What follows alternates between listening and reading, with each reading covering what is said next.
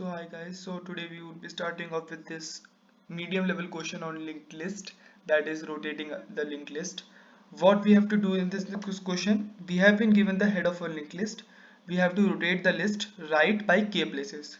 So you can see here it's given 1 2 3 4 5 and we have to rotate it by 1 5 1 2 3 4 then 4 5 2 1 3. You can see the last node is coming to the end, the front, and then the same process is being followed.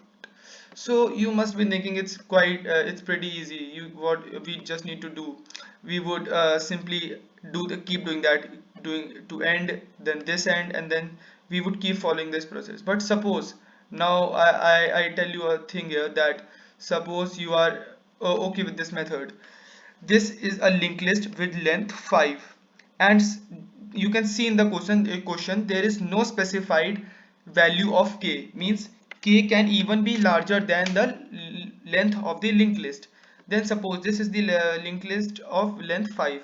Now at this point they give you k as 125. Now what would you do?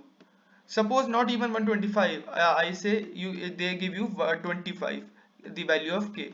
Now what would you do at this point? Would you transfer, means rotate the linked list 25 times, means one by one? Don't you think it would take a bit long, means not even a bit long, it would take a lot more time than usual.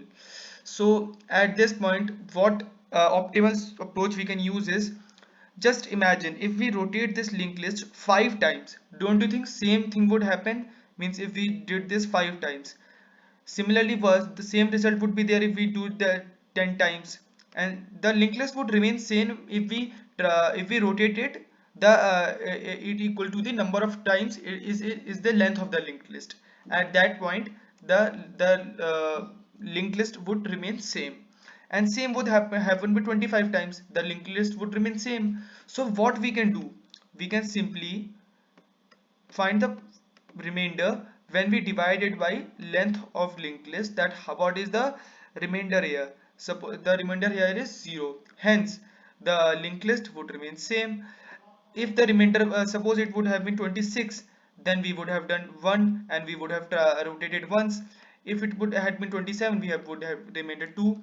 So like this we would keep doing it till the remainder is not specified. Yeah, so let's start with the code.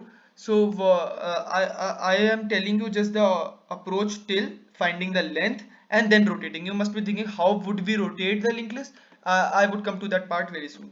So coming to the edge cases, that is edge cases. Yeah, so in the edge cases, what we would write, we would simply write in the edge cases, if head is equals to null or head dot next is equals to null, we would simply return head. But because if null, then it's obviously null. But if head dot next is null, suppose there is a linked list which has only got 1. Now it doesn't matter what is the value of k, we would always get it as 1. So we would simply return head. Now we have to find the length of the linked list. So finding the length of the linked list. Now many of you must be knowing this method of finding length, but I would just brush it up. So the method which I use is like that: we would declare a variable L, and we would keep increasing it every time we move forward in linked list till we reach null node. So same we would do here. We would declare a variable int length equals to 0, and while temp is not null. Okay, fine, I didn't define a node here. List node temp equals to head, and till temp is not equals to null. Yeah, so till temp is not equals to null, what we would do, we would increase length plus plus, and temp would be equals to temp dot next. So this was one thing. Now what we would have do, k would be equals to k percent length. This is the optimal approach, which optimal approach. Yeah, this is the approach I was talking about, the optimal approach, that we would see the actual number of turns we have to do, rotation we have to do. Now while k minus is greater than 0, we would keep rotating the linked list and simply we would return head. Now inside this we have to rotate the linked list. How to rotate the linked list? Really simple. Yeah, I would use the two pointer approach because I really like that approach. So let's take some different pen. Yeah. So suppose one pointer is here, the first pointer, and another pointer that is on null node.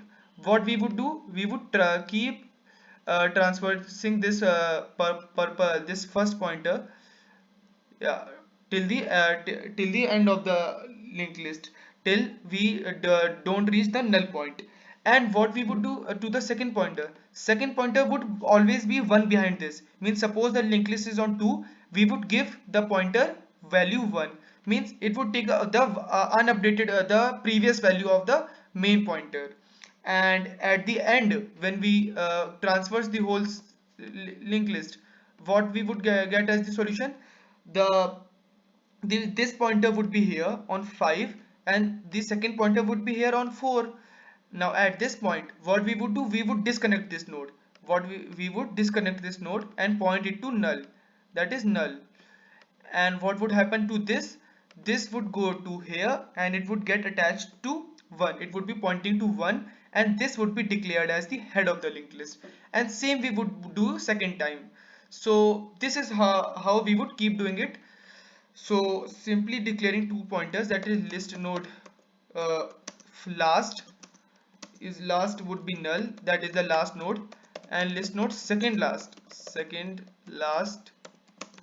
would be equals to yeah, actually it should be head and the second one should be null. Yeah, so while last dot next, that is last dot next is not equals to null, at that point what we would do, we would do second last equals to last, and last would equals to, we are moving in here, you can see in this line we are moving one value behind the one pointer behind the actual pointer, and last dot next we would keep transversing it. Now as you saw here, we have reached this. Now we would disconnect this. To disconnect this, what we would do, we would do simply second last dot next is equals to null. We have disconnected that. Now we have to attach this this pointer to 1. So what we would do, we would do last dot next is equals to head. Yeah, and we would do head equals to last, because we are obviously now this is the head, 5 is the head because 5 is here now, 5 is attached to 1 now, it's not here anymore.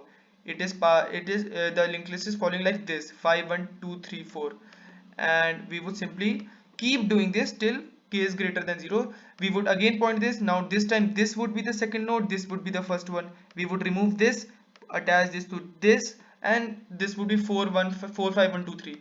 So we will keep doing this till k is greater than 0 and simply return head.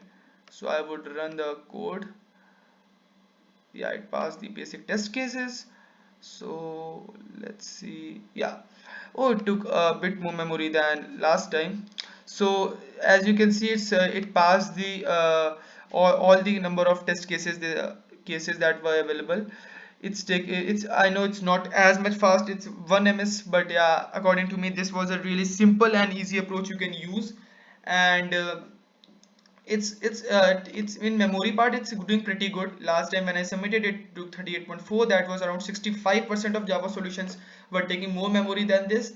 Yeah, it's not as fast, but yeah, you can use this approach because it's really simple. It's using almost the two pointed techniques, the length and all edge cases. So according to me this was a simple approach that I wanted to share. So hope you have got an idea. So you can try this problem. It's a medium level problem, so yeah, it's a bit difficult for me at least. So thank you for watching the video. Thank you and have a nice day.